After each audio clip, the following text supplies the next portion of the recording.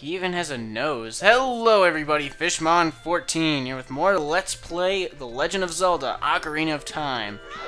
And we're going to head into here, which is our first dungeon, which is called Inside the Deku Tree.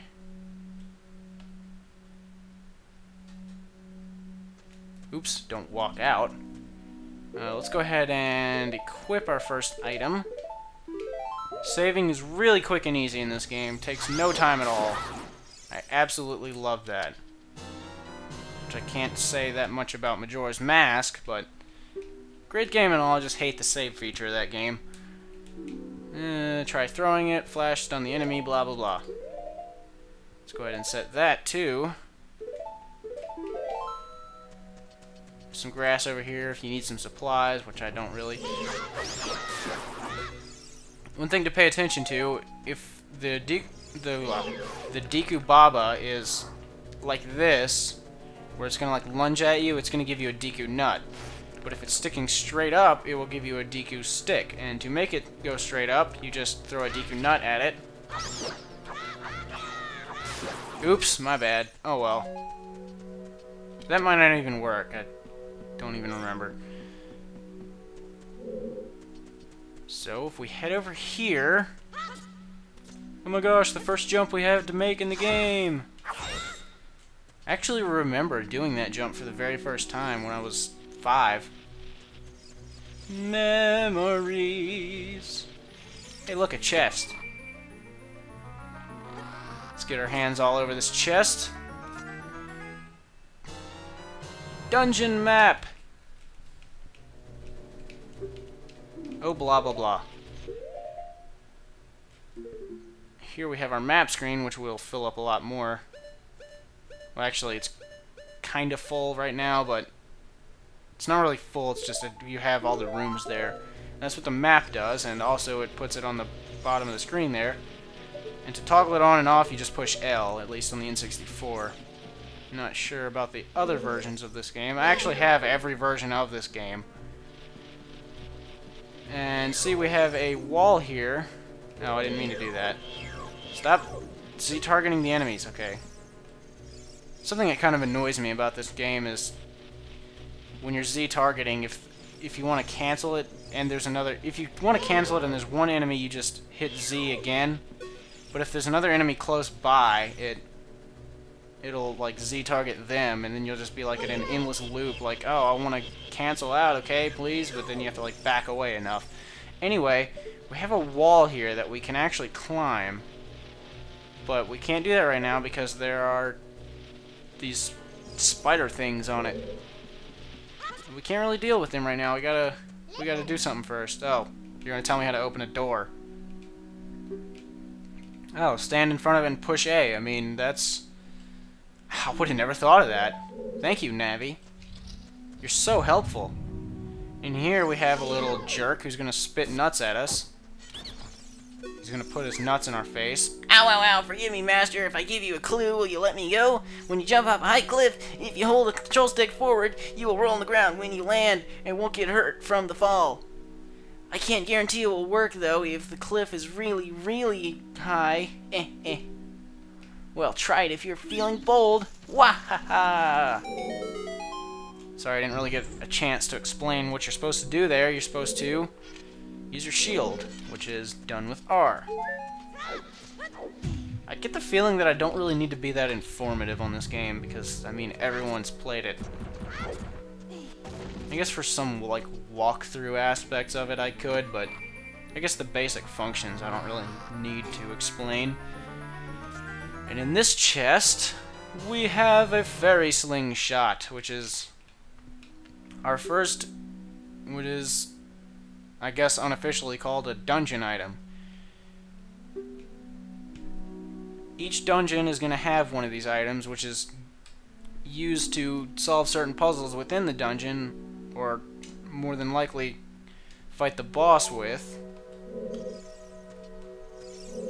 I think that's the case with all but one of the dungeons. Maybe 2, I think, actually. You consider the bottom of the well an actual dungeon. That's more of a mini dungeon, though, but anyway. So you'll notice that that platform that was there is gone. We can't really do anything about getting, hopping back across there, but you'll notice we have a ladder behind a bunch of spider webs. Well, if we pull out the old slingshot, I always just instinctively save the game whenever I leave the menu because it's just as fast as leaving and not saving. It's what I love so much about this game.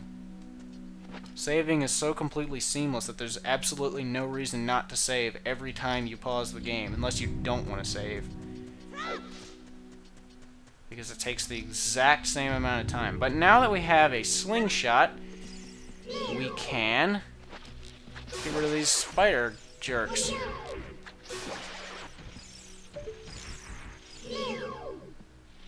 Give it a second, there we go. Oh, shut up. Look at this wall, blah, blah, blah, vines, blah, blah, blah, rough surface, blah, blah, blah, climate, fish, blah, blah, blah. Grab some stuff. Here's some seeds. Yeah, so far we've gotten some seed, we've got some nuts, and we got a stick.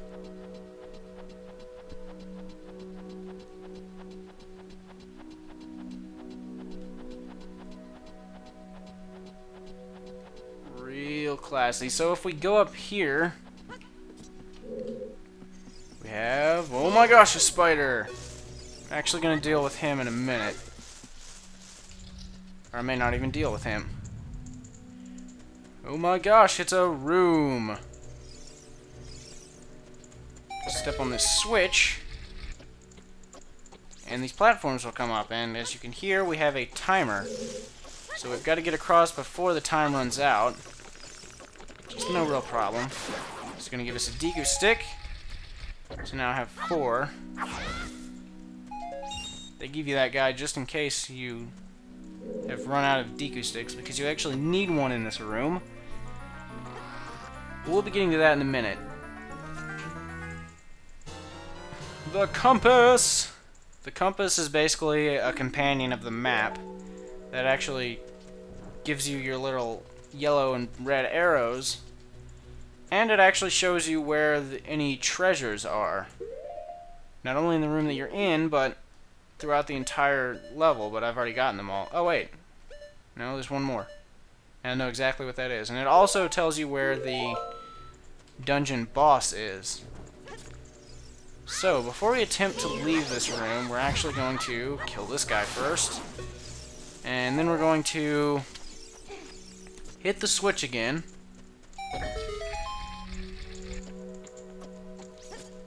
Cross over here, and instead go this way. Try not to hit that guy. Yeah, whatever, I don't really care.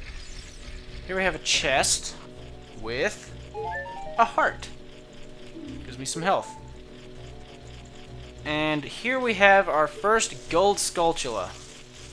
One of 100 throughout the game. Kill them and you will collect a gold Skulltula token. These aren't really necessary for beating the game, but they get you special things.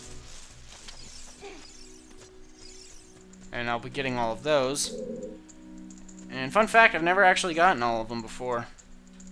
I've 100%ed this game, all except for that. You want to light this Deku stick and then light that unlit torch. And anyway, like I was saying, I've never actually had a 100% complete file on this game. So this will be the first time I ever do that. Whoa, lag.